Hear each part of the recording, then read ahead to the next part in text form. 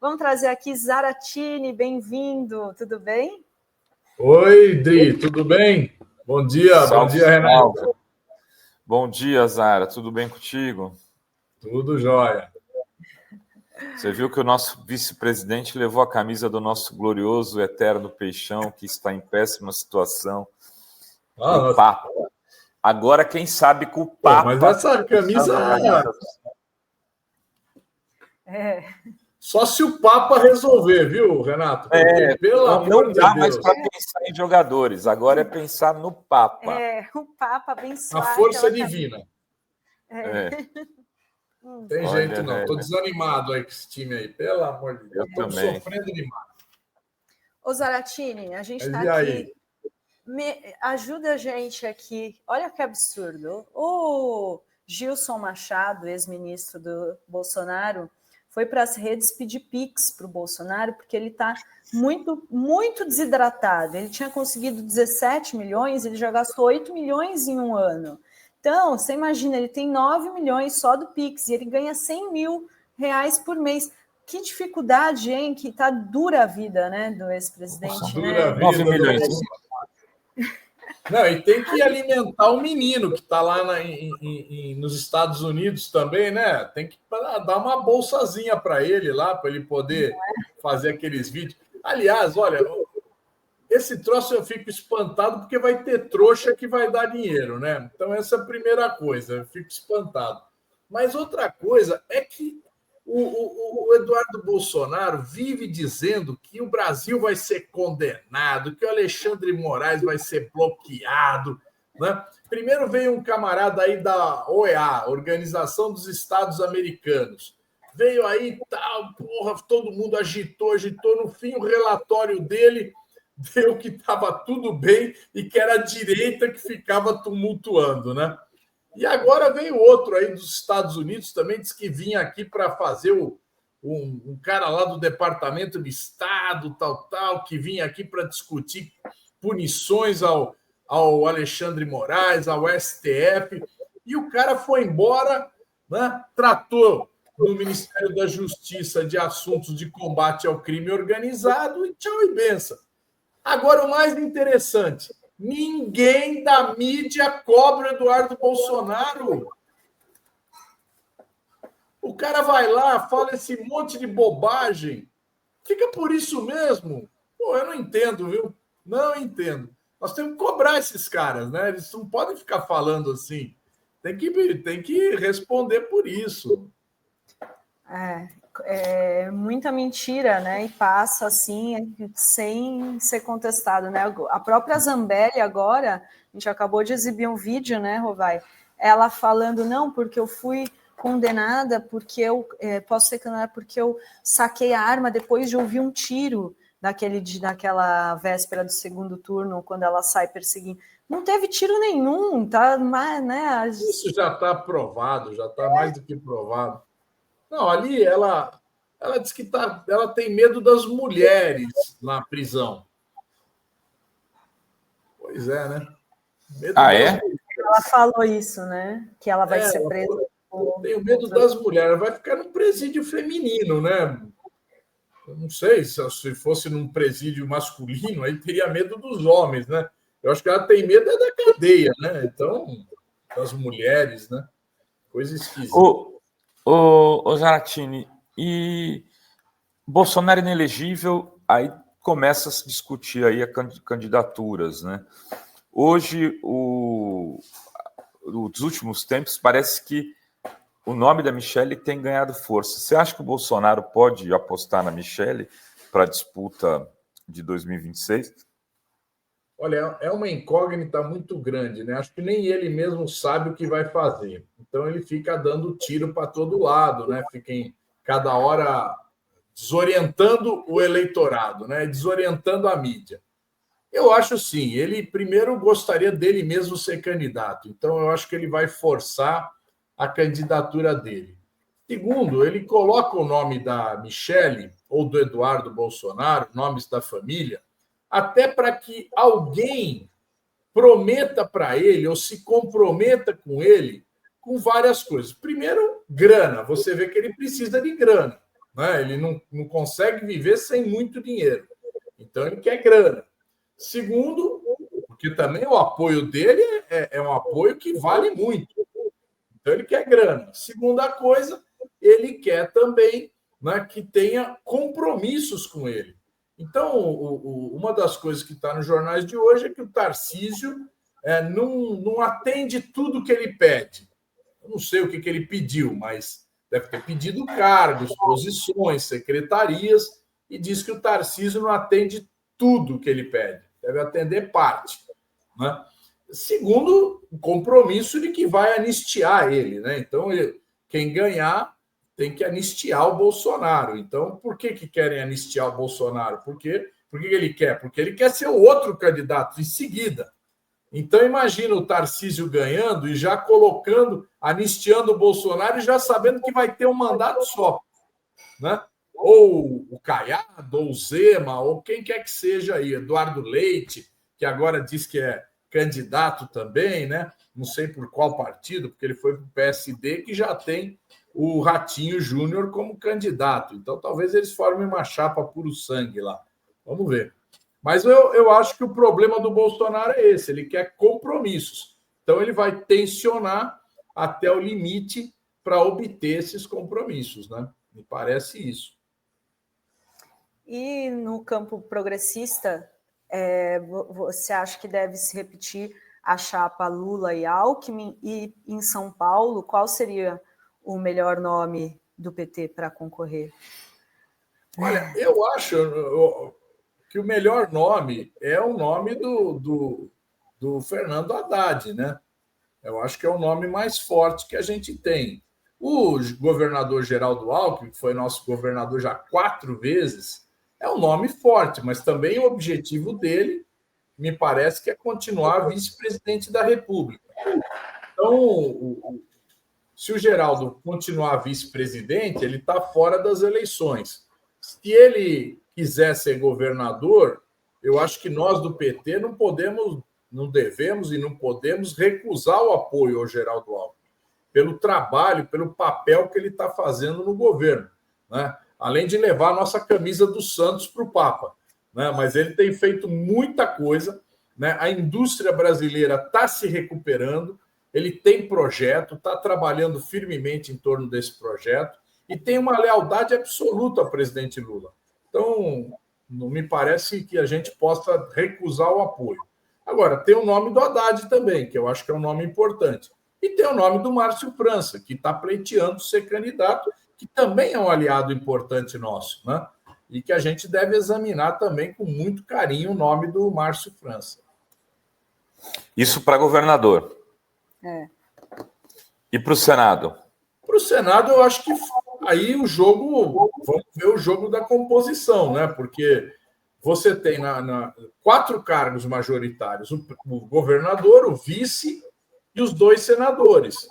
Então, esses 4 cargos nós devemos compor de uma forma que a gente faça uma frente, né, mais ampla possível, né? Então, uma frente que junte os partidos da esquerda e, se possível, a gente caminhar para o centro, né? Hoje em dia, o Tarcísio ele conseguiu, em São Paulo, trazer o chamado Centrão, que lá em Brasília a gente chama de Centrão, está com o Tarcísio aqui, né? O PP, o Republicano é o partido dele, o PL é o partido do Bolsonaro, mas o PSD, né, o PSDB estão praticamente na base do governo do Tarcísio. O MDB está na base do governo do Tarcísio aqui. Acho difícil eles descolarem dessa base. Vamos trabalhar para isso, mas é difícil.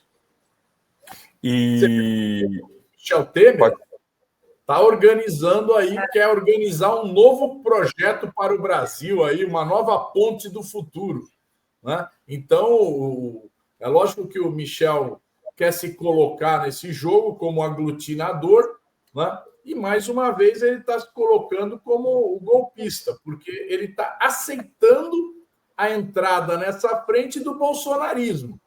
O bolsonarismo que tentou dar um golpe. Aliás, era um golpe até pior do que o dele, porque o dele foi um golpe parlamentar. O bolsonarismo queria um golpe militar, né? Então, você vê que o Michel Temer aceita até a entrada dos golpistas do Bolsonaro, né?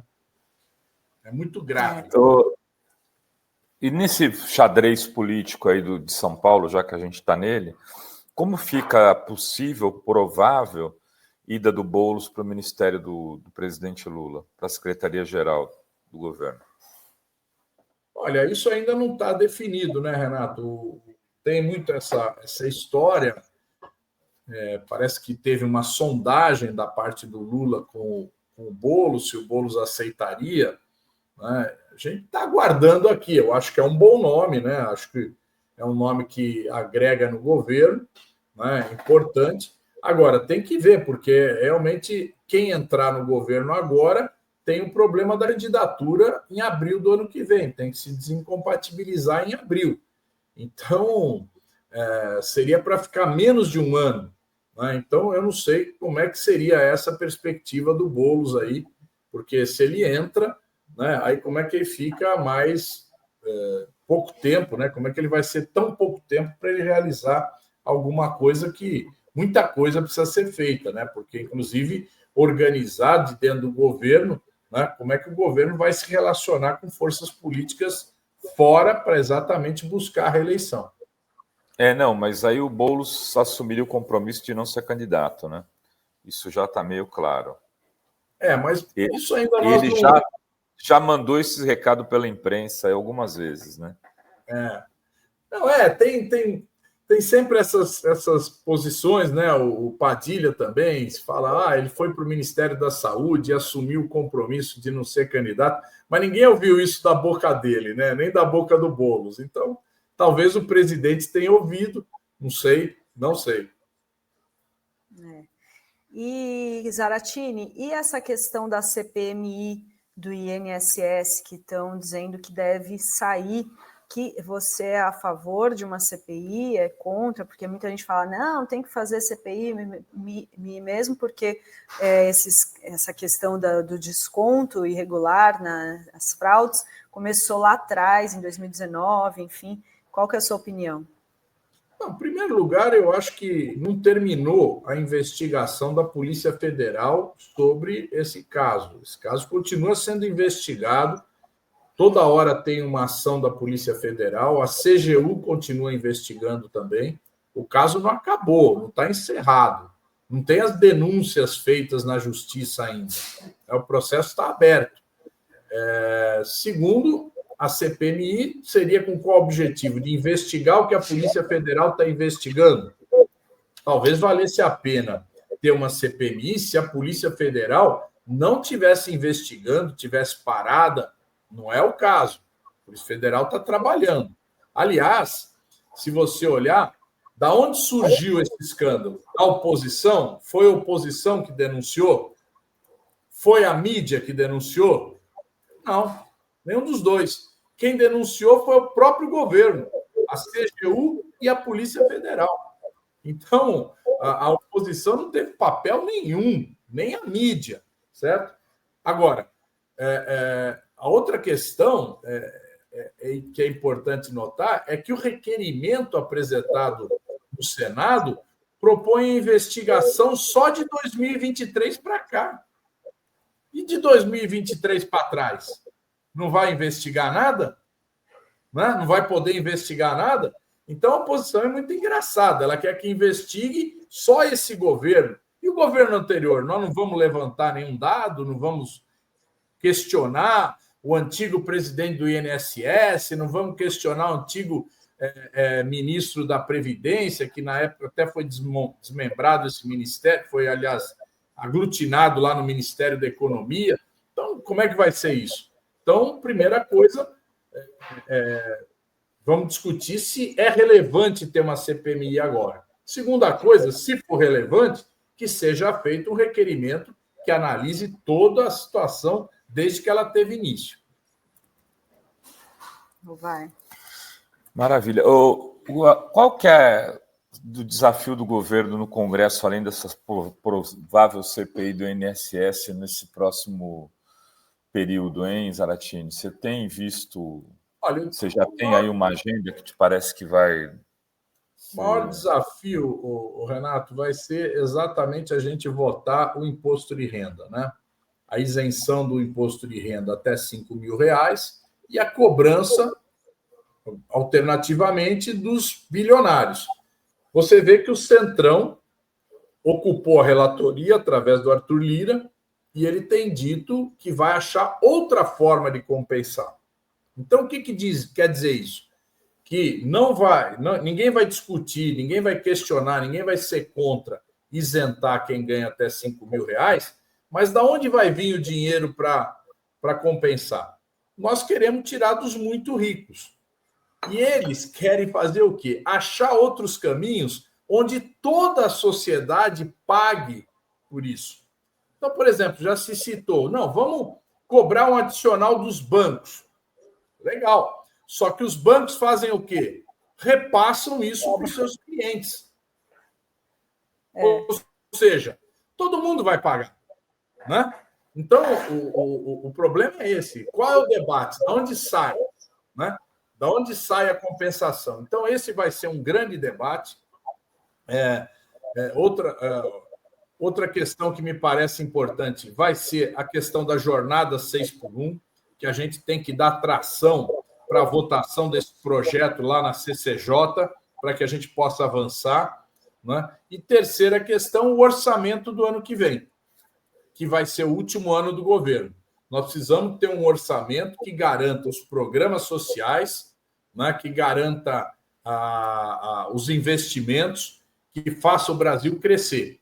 Né? Então, e por outro lado, a oposição vai querer um orçamento que garroteie, que impeça o governo de trabalhar. Então, vai ser um grande desafio desse ano, desse segundo semestre, vai ser enfrentar esses três temas, no meu modo de ver. Ô Zaratini, e essa questão da disputa com o Supremo Tribunal Federal? Eu queria repercutir até ontem, o Flávio Dino convocou uma audiência pública para debater a constitucionalidade das emendas parlamentares impositivas. Então, assim, pode ser que saia aí uma decisão que é inconstitucional, que não pode ter essas emendas impositivas, é o que ele está trazendo aí a discussão. E a gente vê que o Hugo Mota recorreu naquela questão do ramagem, tem aí forçado uma crise aí com o Supremo Tribunal Federal. Você acha que tudo isso tem a ver com essa questão das emendas? Como que você vê essa constitucionalidade das emendas impositivas que o Dino está questionando? Olha, eu acho que esse é um problema grave, viu? Porque, veja só, acho que é o principal foco da disputa do STF com o Congresso não é o ramagem, não é essa questão. Isso aí me pareceu muito mais uma resposta do Centrão ao STF em relação à questão das emendas. Tem uma situação muito ruim. Nós estamos no mês de maio, segunda quinzena de maio, e as emendas estão hiper atrasadas. Então, sequer até agora foram indicadas as emendas pelos parlamentares, as emendas individuais, coisa que deveria ter sido feita em fevereiro. Né? E o processo de liberação das emendas, com as decisões do Flávio Dino, vai ser muito mais lenta. Então, isso, de um lado, vamos dizer, coloca uma questão que é importante para a sociedade, para o próprio governo, mas, por outro lado, cria um esgarçamento nas relações entre o governo e o Congresso muito forte. Né? Então, é uma questão que a gente precisa se preocupar também. Né? É uma questão que me parece muito importante do ponto de vista de você ter o funcionamento do Congresso e a gente poder aprovar esses projetos que eu citei aqui. Zaratini, me diz uma coisa, como é que está a eleição do PT? A gente está trazendo os candidatos aí, eu sei que você participa... Vocês já fizeram o debate? Não, eu vi anunciado. A gente trouxe o Edinho, o Rui Falcão, tem sexta-feira o Quaquá marcado, Walter Pomar na quarta, e Dri ficou de falar com o Romênio, né? Isso. Estamos trazendo todos os candidatos aqui. Ótima iniciativa, viu? Depois, talvez, como se tiver segundo turno, vocês fazem um debate aí também, né? Seria mais legal ainda, né? Podia até trazer os 5 aí. Mas aí não sei se dá para fazer um debate com 5, né? Mas vamos ver. Vamos ver. Olha, Renato, eu acho que é muito importante essa eleição do PT, né? Faz 6 anos que o PT não muda a direção. É um momento importante para nós, é um momento de renovação política do partido, né? A gente precisa que muitas direções sejam efetivamente renovadas, né? É um momento que tem disputa de visões também, mas também tem muita disputa meramente por ocupação de posição, né? Isso é importante, mas o que eu acho fundamental, que talvez não aconteça nessa primeira fase, porque depois de feito a eleição, o PT tem que fazer os seus encontros, né? Encontros municipais, encontros estaduais e o encontro nacional, onde aí é discutida a política que nós vamos adotar, porque aí se reúnem os delegados, que serão eleitos também nesse dia 6 de julho, e a partir da eleição dos delegados, nós teremos esses encontros municipais, estaduais e federais, e o federal, né? E isso vai ser muito importante para a gente discutir a política efetiva que nós vamos ter para o próximo período. E isso significa também quais são as diretrizes que nós vamos ter de programa de governo para a reeleição do presidente Lula. E isso eu acho fundamental, porque qual é a grande questão? Nós precisamos ter um programa de governo vigoroso, de mudanças efetivas para melhor na vida do povo brasileiro. Tem grandes desafios no país que têm que ser enfrentados, né? Tem o desafio da saúde, tem o desafio da educação, tem o desafio da segurança pública, tem o desafio da habitação, né? São 10 milhões de famílias morando em situação precária no país. Então, o que nós temos a dizer sobre tudo isso, né? E quais são as soluções? Porque é lógico, quando a gente faz um programa de governo, a gente trata de A a Z, né? Todos os setores. Mas eu acho que o governo tem que ter metas em algumas questões que têm que ser muito importantes para a gente apresentar para a população e falar: nós vamos vencer esse desafio no próximo período, né? Vamos resolver problemas efetivos que estão colocados. Por exemplo, na saúde, a demora que você tem para o atendimento em laboratórios, atendimento em especialistas, cirurgias. Nós estamos fazendo o PAC agora, quinta-feira, o Padilha e o Lula vão lançar o PAC aí das especialidades, né? O novo Mais Médico Especialidades. Eu não sei ainda o nome que eles vão usar, mas vai ser alguma coisa assim. É importante, mas se nós não tivermos um recurso substancial na saúde para que a saúde se desenvolva e atenda com qualidade o povo, nós vamos melhorar um pouquinho. Mas não adianta a gente melhorar um pouquinho, nós temos que melhorar muito, né? Então, eu acho que a gente precisa encarar esses desafios, né? E o PT tem que ser o partido que apresenta, né, as soluções para isso, né? E como vencer esses desafios na realidade brasileira. Muito bem. E, Zarattini, saiu aqui o Boletim Focus, fazendo projeções queda na inflação, alta no PIB. O que você está achando que a economia está melhorando, está indo no rumo certo? Qual que é a sua avaliação? Os preços vão começar a cair dos alimentos? E, aliás, posso fazer um adendo? O que você acha do Galípolo? Olha, primeiro, essa questão da inflação ainda não é que os preços vão cair, vão diminuir a inflação. A taxa de crescimento vai diminuir. Isso é bom, mas não é ainda cair os preços. Eu acho que para cair os preços, nós precisaríamos ter um aumento da produção de alimentos muito forte, né? Que eu acho que é um dos desafios que nós temos pela frente. Completar a reforma agrária no Brasil e incentivar a produção de alimentos, que nós avançamos pouco nisso daí, né? Eu acho que é uma das questões que nós temos. Nós não vejo ainda que a gente possa ter redução de preços. Acho difícil ainda, né? Agora, o Galípolo, né, ele tem mantido a política de juros do Banco Central. essa política não está tendo efeito algum.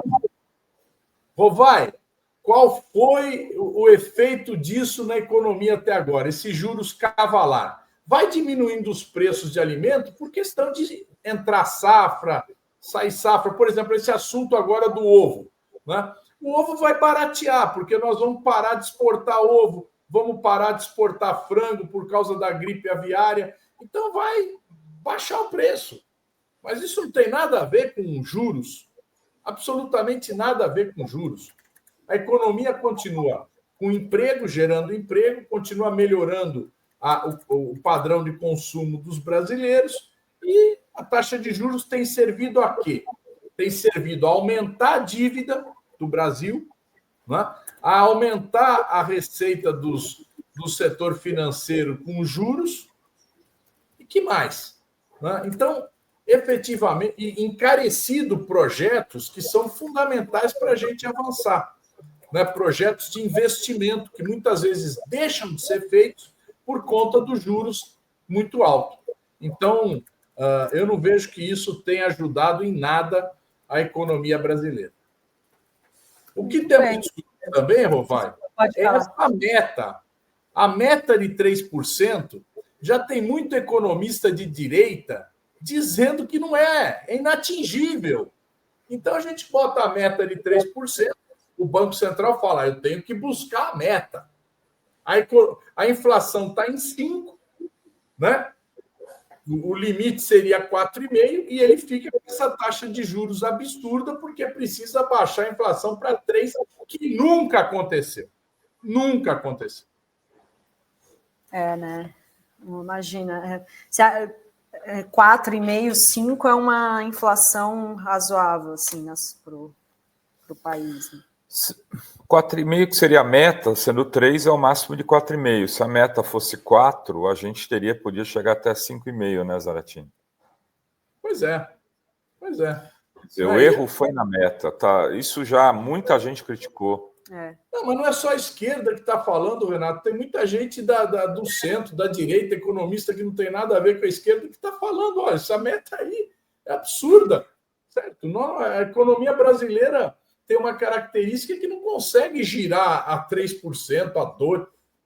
Então, vamos ser realistas, né? Maravilha. Muito bem, Zaratini. Muito obrigado aí pela sua disposição de estar sempre aqui com a gente na Fórum. Espero que da próxima vez que você voltar aqui, a gente esteja numa situação melhor do que diz respeito a questões futebolísticas. Se Deus quiser. Se Deus quiser. Se o Papa permitir. Se o Papa abençoar aquela camisa. Isso mesmo. Jogar 1 litro de água benta lá para ver se... Tá merda. Valeu, Zaratini, gente. muito obrigada, viu? Boa semana para você. Bom trabalho. Tchau, tchau. Até a próxima.